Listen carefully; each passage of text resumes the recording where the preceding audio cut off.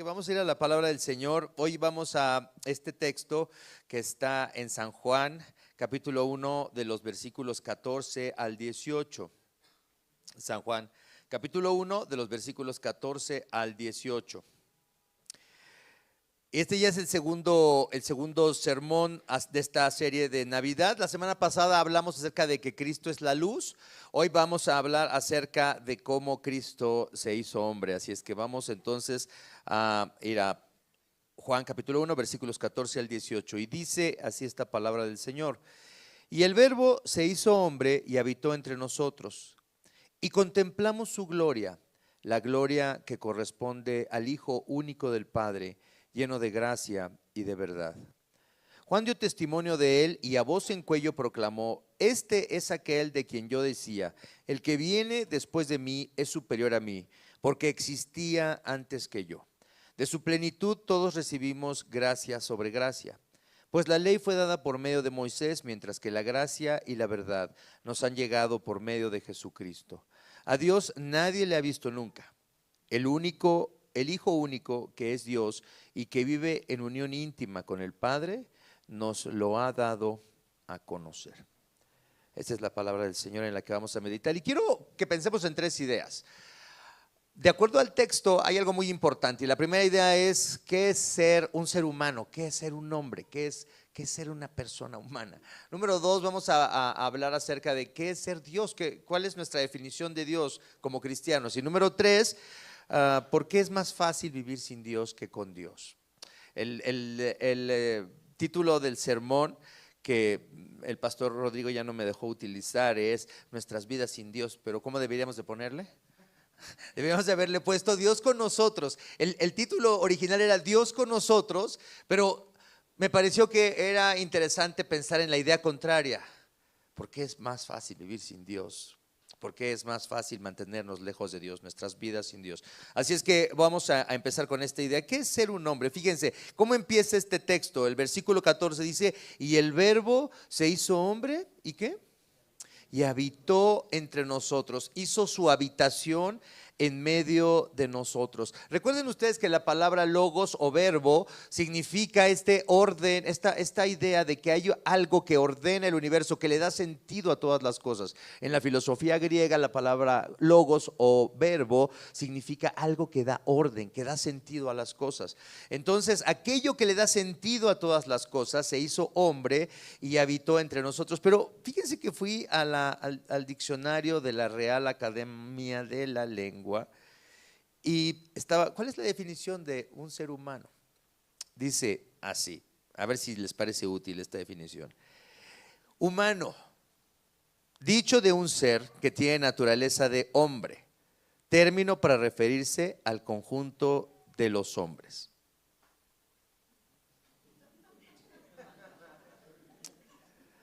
Los sinónimos son persona, hombre, ser, sujeto, mortal, individuo.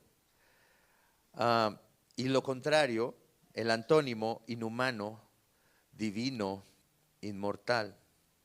Como adjetivo, humano puede ser usado como para definir a una persona que es comprensiva, sensible a los infortunios ajenos, humanitario, solidario, caritativo, compasivo, bienhechor, benefactor, filántropo, filantrópico, altruista.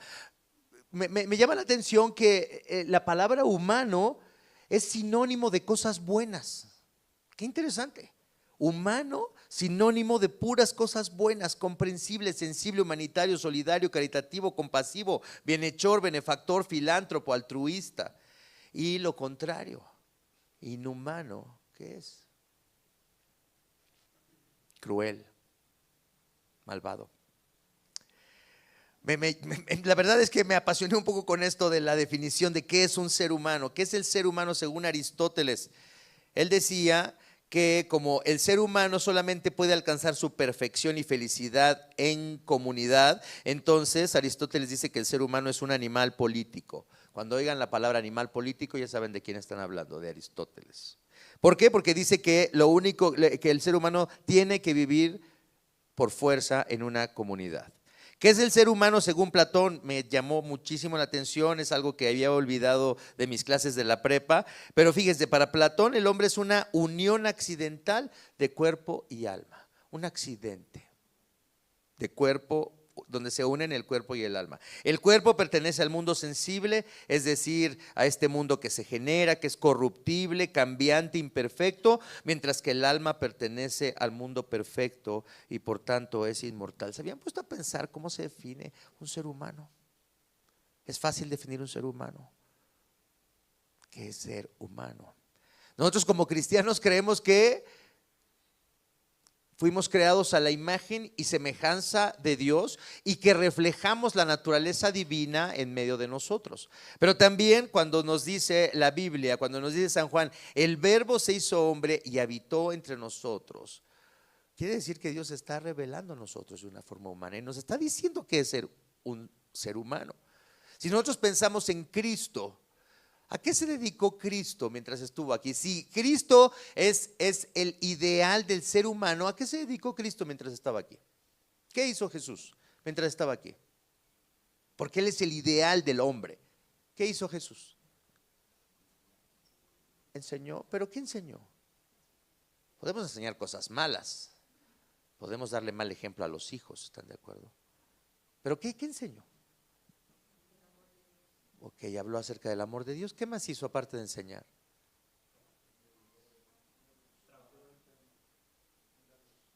Milagros, sanó enfermos, liberó a personas que estaban endemoniadas. O sea, realmente Jesús iba, a donde iba haciendo ¿qué? Podríamos resumir su acción. ¿Iba Jesús haciendo qué? El bien. Iba Jesús haciendo el bien. Y me encanta esto, como dice San Juan, dice, y vimos, contemplamos su gloria, la gloria de Cristo, la gloria que corresponde al único Hijo del Padre, lleno de ¿qué? De gracia y de verdad. Fíjense, el ser humano ideal, el hombre ideal es un hombre que está lleno de gracia y de verdad. Para hablar la verdad se necesita valor.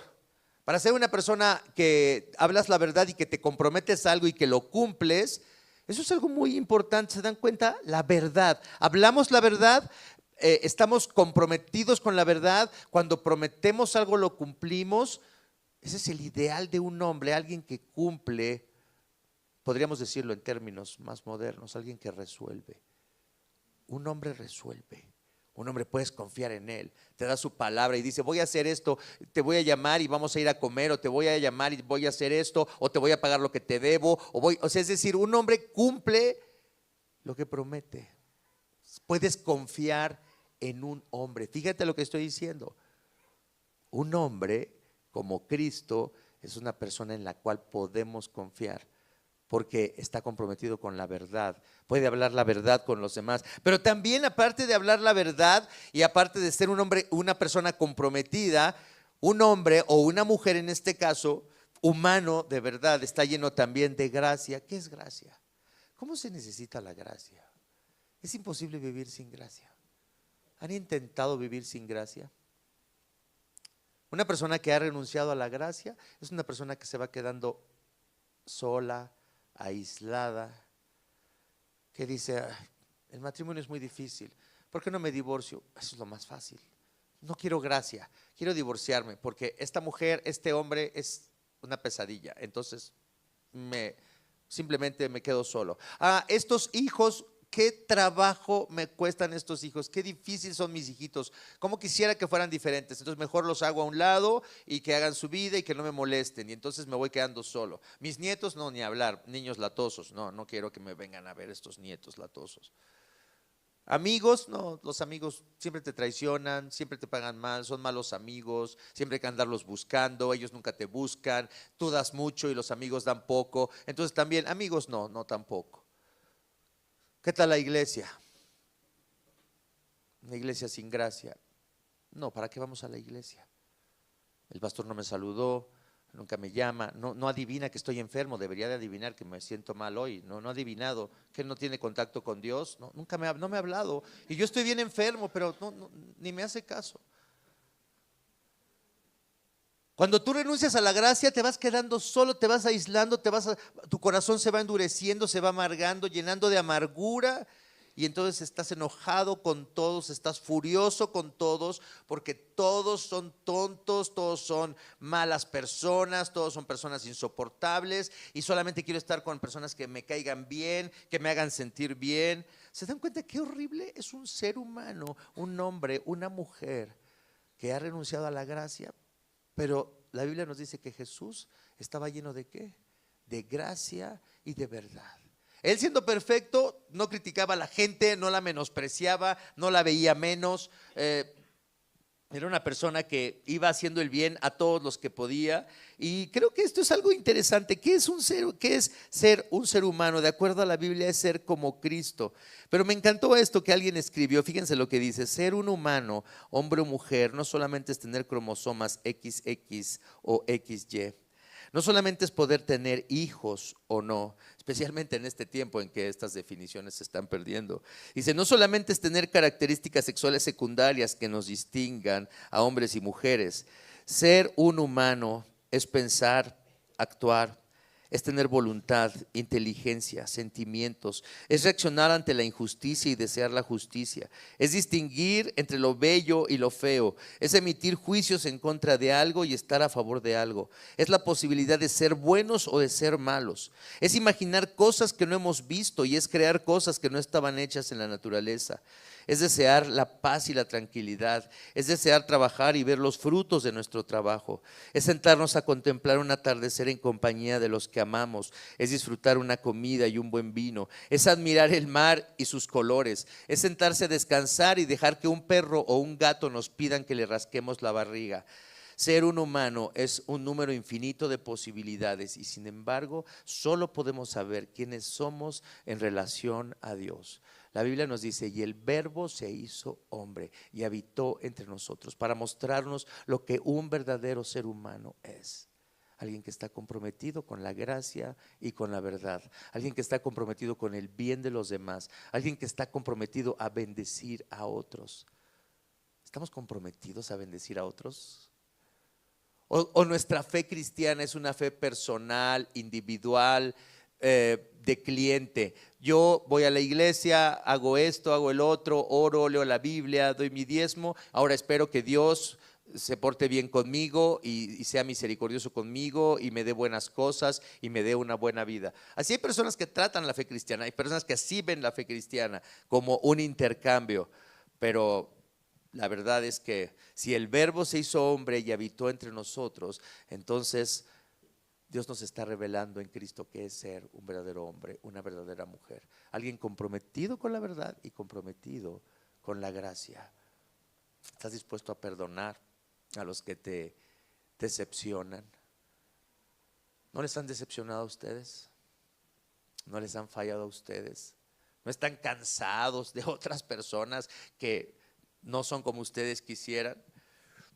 Me gustó mucho esta definición de Juan Calvino acerca de cómo Dios tiene que revelarse a nosotros para que nosotros sepamos quiénes somos nosotros. Fíjense lo que dice en la institución de la religión cristiana. Dice Calvino, dice, casi toda la suma de nuestra sabiduría, sabiduría que de veras sea verdadera sabiduría, sólida sabiduría, consiste en 2 puntos. Número 1, en el conocimiento que el hombre debe tener de Dios y en el conocimiento que debe de tener de sí mismo. Nadie se puede contemplar a sí mismo sin que al momento se sienta impulsado a considerar a Dios, en el cual vive y se mueve. Porque no hay quien niegue que todos los dones y toda la dignidad que tenemos provienen de Él. Y aún más, nosotros, dice, vivimos de manera constante, subsistimos apoyados en Dios. Qué precioso es que en la Navidad Dios nos recuerde que el Verbo se hizo hombre, que habitó entre nosotros y que nos muestra lo que es ser un verdadero hombre, una verdadera mujer, un verdadero ser humano. Pero para conocernos a nosotros necesitamos conocer a Dios. Así es que este es el primer punto de esta mañana. Entendemos qué es ser un ser humano. Si tienes duda de qué es un ser humano, ¿a quién tienes que voltear a ver? A Cristo. Si tú como hombre dices, ¿cómo debería yo de comportarme? ¿A quién tienes que voltear a ver? A Cristo. Como esposo, ¿a quién debería de voltear a ver? A Cristo. Como hijo, a Cristo. Como amigo, a Cristo. Como un ciudadano, a Cristo. Tú como mujer, como esposa, ¿a quién deberías de voltear a ver para ver la clase de mujer que deberías de ser? Deberías de voltear a ver hacia Jesús. La clase de madre que deberías de ser, deberías de voltear a ver a Cristo. La clase de hija, de amiga, de hermana en Cristo, a Cristo. ¿Qué es ser Dios? Esa es la segunda pregunta. Si Cristo es el verbo que se hizo carne, si Cristo es Dios, y vamos a ver, hay algunas personas que dicen, Cristo nunca dijo que Él era Dios. ¿Qué piensan de esto? Cristo nunca dijo que Él era Dios. Las personas que no son cristianas nos dicen, Cristo nunca dijo que Él era Dios. Vean este pasaje. ¿Dónde en este pasaje de Juan 1, del 14 al 18, dónde está diciendo Cristo, o más bien dónde está diciendo Juan que Cristo era Dios? Pongan atención en esos versículos del 14 al 18, véanlos ahí en sus teléfonos, véanlos en sus Biblias. ¿Dónde dice o dónde podemos inferir que Cristo está siendo presentado como Dios? ¿En qué versículo?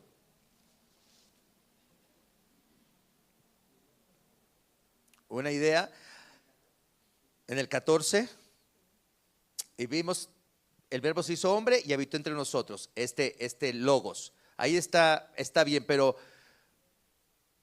tal vez ahí el evangelista está dándole a Cristo algo, diciendo algo de Cristo que él no dijo, que Cristo nunca dijo. Tal vez es un filósofo el evangelista y dice, usa la palabra el verbo.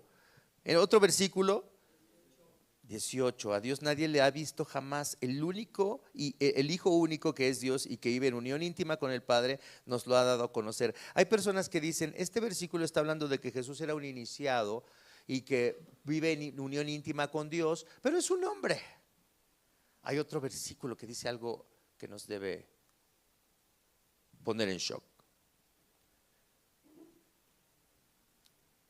¿Qué les parece el 15? Dice Juan, ¿quién es Juan? Juan el Bautista, que predicaba el arrepentimiento de pecados, dice, dio testimonio de él y a voz en cuello proclamó, es decir, Cristo es aquel de quien yo decía, el que viene después de mí, ¿es qué? Superior a mí. ¿Pero por qué superior a mí? Porque existía antes que ¿quién? Antes que yo. Cuando Jesús estaba discutiendo con los fariseos y estaban muy enojados los fariseos porque dicen que Jesús se hacía igual a Abraham. Vamos a Juan capítulo 8, vamos a leer de los versículos 56 al 59. Juan capítulo 8 de los versículos 56 al 59. Esto es de lo que está hablando Juan, diciendo que Jesús existía antes que él. Y en Juan 8, 56 al 59, cuando Jesús está discutiendo con los fariseos, fíjense lo que dice Jesús a los fariseos. Abraham, el padre de ustedes, se regocijó al pensar que vería mi día. Es decir, Jesús está diciendo que a Abraham le fue hecha la promesa de que en su simiente serían benditas, ¿quiénes?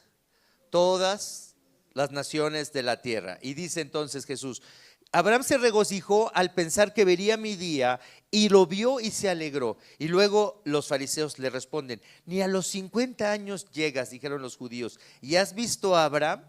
Y Jesús afirmó, les aseguro que antes de que Abraham naciera, ¿qué? Yo soy.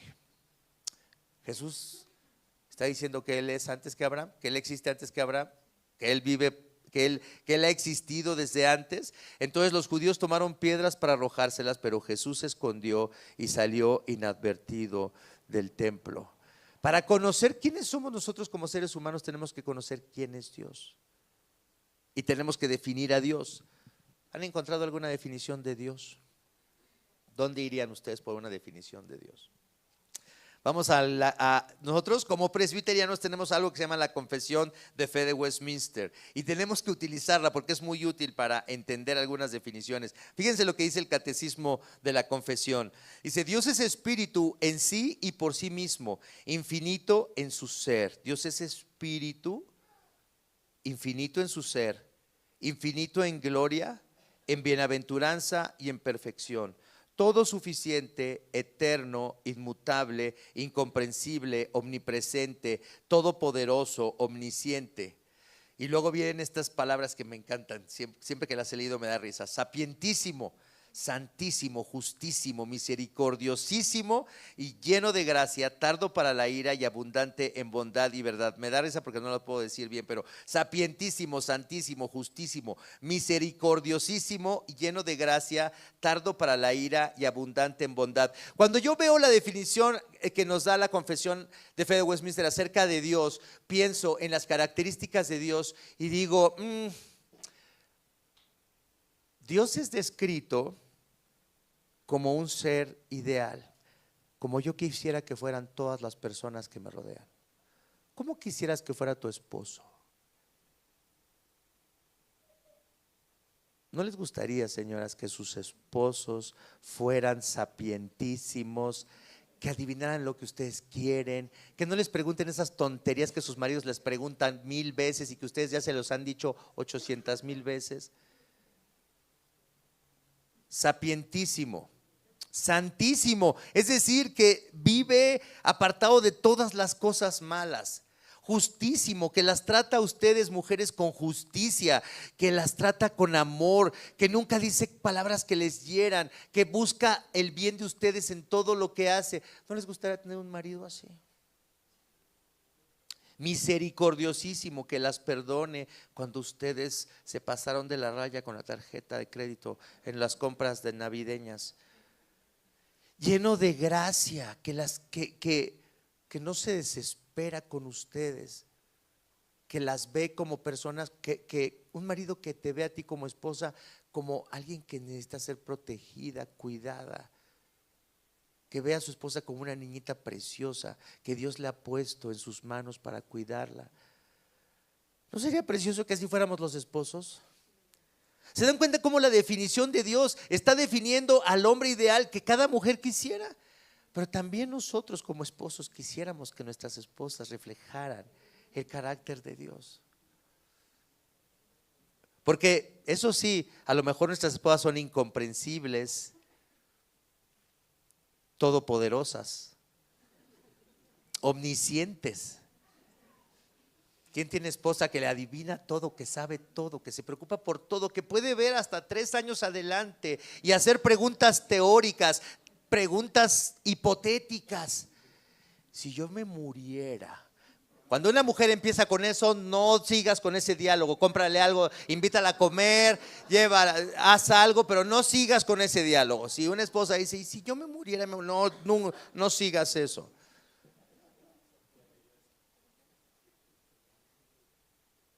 Pero si nuestras esposas también tuvieran misericordia de nosotros, si fueran muy pacientes con nosotros, cuando nos mandan a buscar algo, las esposas cuando mandan a sus maridos a buscar algo, saben algo. ¿Qué es lo que saben anticipadamente con su omnisciencia? Que nunca van a encontrar nada a los maridos y que finalmente vas a tener que levantarte y venir a darle eso que está ahí. Pero ¿qué te parecería si tú fueras muy compasiva con tu marido? Si dijeras, este hombre necesita ayuda. Qué precioso sería tener una mujer junto a nosotros que diga, este hombre necesita mucha ayuda y por eso Dios me puso en su vida para ayudarlo. Para ayudarlo, me necesita. Están riéndose, pero la verdad es que en Génesis capítulo 1, cuando vemos que Dios creó a la mujer, ¿para qué la creó? Para que ayudara al hombre. Las necesitamos. Lástima que el pecado nos ha hecho hombres duros, malvados, crueles. Qué lástima que las mujeres son impacientes, que se enojan con esos maridos que no pueden hacer muchas cosas. Pero qué precioso es cuando vemos la definición de Dios: sapientísimo, santísimo, justísimo, misericordiosísimo. Y me encantan estas palabras porque son una exageración. No solamente es misericordioso, sino muy misericordioso. No solamente es justo, sino muy extremadamente justo. Santísimo, sabe todo, está lleno de gracia, tardo para la ira y abundante en bondad y verdad. ¿Se imaginan que pudiéramos vivir en una comunidad donde la gente es tardo para la ira, abundante en bondad y en verdad? ¿Se dan cuenta qué perdidos estamos si nosotros decidimos vivir lejos de Dios? ¿Se dan cuenta cómo ni siquiera podríamos saber quiénes somos como hombres y como mujeres si nos mantenemos lejos de Dios? Si te mantienes lejos de Dios y no quieres saber nada de Dios, ¿quién es tu modelo como hombre o como mujer? ¿Quién es tu modelo? ¿A dónde volteas a ver a alguien para seguir el modelo de ese hombre o de esa mujer si quieres mantenerte lejos de Dios? Pero qué precioso es Dios que en la Navidad Él vino y habitó entre nosotros. El Verbo se hizo carne y habitó entre nosotros. Pero si tú te mantienes lejos de Dios, ¿a dónde vas a ir por un buen modelo para ser un buen hombre, una buena mujer? Qué preciosa es la Navidad porque Dios nos manda a su Hijo y nos dice: vean a mi Hijo, y cualquiera que crea en Él, que dice, no se va a perder, sino que va a tener vida eterna. Y vida eterna no solamente es que va a estar con los angelitos en la eternidad. Vida eterna es que sabes para qué vives, para qué trabajas, para qué cocinas, para qué limpias tu casa, para qué lavas la ropa, para qué tienes hijos o no tienes hijos, para qué compras una casa o no la compras. Cuando tú conoces a Dios, sabes que todas las cosas tienen un propósito. Y si el propósito es ser como Cristo, entonces me doy cuenta de que todas las cosas que yo hago serían una buena oportunidad para bendecir a otros, para servir a otros, así como Cristo vino a bendecirnos y a servirnos a nosotros. No solamente es comprar una casa por comprar una casa, pero quiero comprar una casa para servir a Dios, no solamente para que mi familia esté bien, pero quiero que esta casa sirva a Dios. Si tengo algunos recursos, ¿para qué los voy a utilizar? ¿Para mí? ¿Solamente para gastar más en mí y comprar cosas más caras? ¿O voy a utilizar mis recursos para bendecir a otros? Para pensar en quienes necesitan algo y que yo pueda servir con mis recursos a otros, con mi tiempo, con mis dones. ¿Podemos realmente ver nuestras vidas de esta manera? ¿Por qué es más fácil vivir sin Dios? Ese es el tercer punto. Dice: si la fe cristiana nos revela un Dios que es todo amor y justicia, que es perfecto en justicia y en santidad, entonces ¿cómo es posible vivir delante de Él si nosotros ni siquiera somos capaces de amar a los que nos rodean? Ni siquiera amamos correctamente a las esposas, a los esposos, a los hijos. Parece como que amamos mucho a los hijos. ¿Es fácil amar a los hijos? Parece como que es fácil amar a los hijos, porque nos fascinan nuestros hijos, nos encantan. O sea, los vemos y decimos: mi preciosa hija, mi precioso hijo. ¿Quién tiene los mejores hijos? ¿A quién le tocaron los mejores hijos? A todos nos han tocado los mejores hijos, los más preciosos, los más inteligentes, los que son más capaces, los que logran cosas. Nosotros vemos hacia los hijos, pero ¿saben qué? Los amamos a nuestros hijos con tanto pecado, con tanto egocentrismo. Queremos que nuestros hijos sirvan para nuestra gloria. Más que sirvan para la gloria de Dios, queremos que nuestros hijos nos den gloria a nosotros. Y eso hace que amemos a nuestros hijos de formas tóxicas, de formas que no son saludables. La Biblia nos dice que la única manera correcta de vivir delante de ese Dios santo, perfecto y bueno, es poniendo nuestra fe en la obra de Cristo. Por eso aquí en este pasaje no solamente se nos dice que el Verbo se hizo carne, que habitó entre nosotros. No solamente se nos dice que Cristo, que a Dios nadie le vio jamás, pero que el Hijo único de Dios nos ha dado a conocer a Dios. Pero fíjense lo que dice en el versículo 16. El versículo 16 nos dice: ¿cómo puede un ser humano pecador, malvado, que ama mal a su esposa, a sus hijos, a su esposo, a sus padres, que desprecia a los demás? ¿Cómo una persona llena de pecado, de odio, de superioridad, de orgullo, puede vivir delante de un Dios santo? Fíjense lo que dice, qué precioso es el mensaje de Navidad. Dice en el versículo 16: de su plenitud, es decir, de la plenitud de Cristo, todos recibimos gracia sobre gracia, perdón sobre perdón, amor y más amor. Dice: pues la ley fue dada por medio de Moisés, mientras que la gracia y la verdad nos han llegado por medio de Jesucristo. ¿Qué dice la ley de Moisés? Si la resumimos en 2 mandamientos para no complicarnos mucho ahorita. ¿Qué dice la ley de Moisés? Ama a tu Dios, ama al Señor tu Dios. ¿Con qué? Con todo tu corazón, con todas tus fuerzas, con toda tu mente. Entonces, ¿qué quiere decir esto? Que nuestra obligación moral es amar a Dios sobre todas las cosas, con todo lo que somos. ¿Cuál es el problema de la ley? ¿Cuál es el problema de la ley? ¿Quién de ustedes ha cumplido ese mandamiento? Nada más un mandamiento, ¿no han podido cumplir ustedes? ¿Ni un mandamiento? Uno solo. ¿Has fallado en amar a Dios con todo tu corazón, con todas tus fuerzas, con toda tu mente? Sí. ¿Qué amamos más? Las cosas de esta vida, nuestras posesiones. Hay personas que aman más su coche que a Dios. Puede parecer muy tonto, pero hay personas que se pelean con la familia porque les azotan la puerta, porque ensucian el coche. El coche es como el Dios de algunas personas. Algo tan tonto, tan absurdo, tan trivial como un coche se puede convertir en algo que hace que te pelees con los demás y que estés enojado con los demás. ¿Se dan cuenta cuántas cosas amamos más que a Dios y que hacen que estemos enojados con los demás? Tu casa limpia, cuando te la ensucian, ¿te enojas? Cuando haces una comida y sirves la comida y de pronto alguien dice, ay, se te saló la comida, y explota una bomba atómica. Cosas triviales que nos enfurecen, que nos enojan y que nos separan de los demás. ¿Por qué? Porque nuestros corazones no están enfocados en amar a Dios, a este que es amoroso, justo, misericordioso. No lo amamos a Él, amamos cosas triviales y nos enfurece cualquier cosa que toque aquello que es nuestro tesoro. Y el segundo mandamiento, solamente otro mandamiento más. ¿Amarás a quién? A tu prójimo como a ti mismo. ¿Han fallado en amar a su prójimo como ustedes mismos?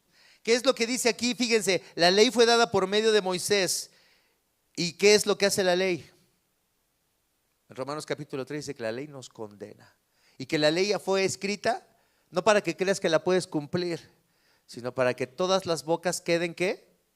Calladas, se cierren y todo el mundo quede ¿qué? Bajo el juicio de Dios. Para eso nos dio la ley Dios, para condenarnos y que veamos y que digas, Señor, si tú me pides que yo haga todas estas cosas, 2 mandamientos, no puedo cumplir ninguno de ellos. Si tú me condenas, es justo que tú me condenes, porque no tengo amor por ti, no tengo amor por los demás. Tengo amor por las cosas de este mundo y a los demás los odio, los detesto, me caen mal, no soy compasivo, creo que soy mejor que estas personas, creo que no soy tan tonto como esas personas. Creo que tengo mejor gusto que esas personas. Es decir, yo soy mejor que todos los demás. Y me enfurece vivir en un mundo lleno de gente como esta. ¿Se han sentido así? Nadie lo confesaría, nadie diría que está así. Pero en el fondo te sientes así. ¿Por qué es más fácil vivir lejos de Dios?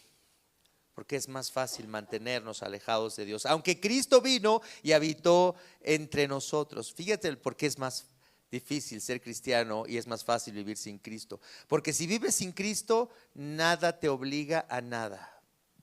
Nadie te puede acusar, eres un mal cristiano. ¿Te han dicho que eres un mal cristiano? ¿Sí te han dicho que eres un mal cristiano? Bien merecido. Bien merecido.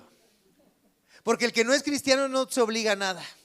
Puede ser una persona horrible, pero no se obliga a nada.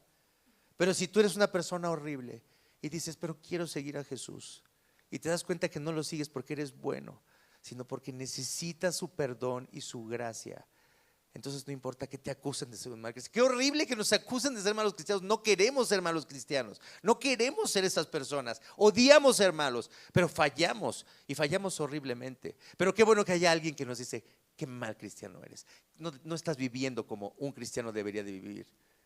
Por eso es más fácil huir de Cristo y que nadie te pueda acusar de nada, porque no estás comprometido con nada. Y qué bueno es ser un cristiano y que nos acusen de ser malos cristianos, porque entonces nos damos cuenta que necesitamos ese Salvador, que nos salve de nuestra propia condición, que diga, yo tengo misericordia de ese mal cristiano que es Víctor Cruz, pero yo lo amo y yo di mi vida por él, y por eso vine a este mundo y viví la vida que Víctor Cruz no puede vivir, y morí la muerte que Víctor Cruz merecía morir, porque lo amo, porque es una mala persona, pero yo quiero salvar a esa mala persona. Qué precioso es la Navidad, recordar que Dios puede amar a personas como nosotros, que Dios nos quiere perdonar una vez más y otra vez más. A Dios nadie le ha visto jamás. El único hijo que es Dios, el único hijo que es Dios y que vive en comunión íntima con el Padre, nos lo ha dado a conocer. Me gustó mucho este párrafo también que encontré en un comentario para terminar con este mensaje de la Navidad, de que Dios vino a esta tierra y habitó entre nosotros. Dice, qué precioso es que un día Cristo nació y ahora podemos conocer a nuestro Padre. Fíjense, y ver su rostro precioso en el rostro del niño Jesús. Qué precioso es ver a nuestro Padre en las palabras de Jesús diciéndonos, yo soy Dios y los amo. Yo soy Dios y quiero perdonarlos. Yo soy Dios y tengo compasión por ustedes. Qué preciosa es la Navidad, la aparición del Hijo de José y María. Qué precioso es el pesebre donde nació nuestro Señor. Qué precioso es este tiempo para recordarlo. Vamos a orar. Padre, te damos muchas gracias en esta hora.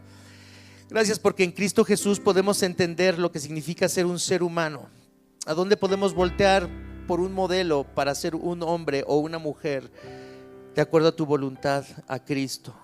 Pero Señor, también gracias porque en Cristo nos revelas tu carácter, Padre, el carácter maravilloso de un Dios que siendo omnipotente, que siendo suficiente en sí mismo, ha querido relacionarse con personas como nosotros. Gracias por ser Dios con nosotros. Gracias, Padre, por Emmanuel, este bebé que vino al mundo a salvarnos de nuestros pecados. Qué precioso es ser cristiano y recibir gracia sobre gracia. Qué precioso es poner nuestra fe en el bebé de Belén. Oramos en su nombre. Amén.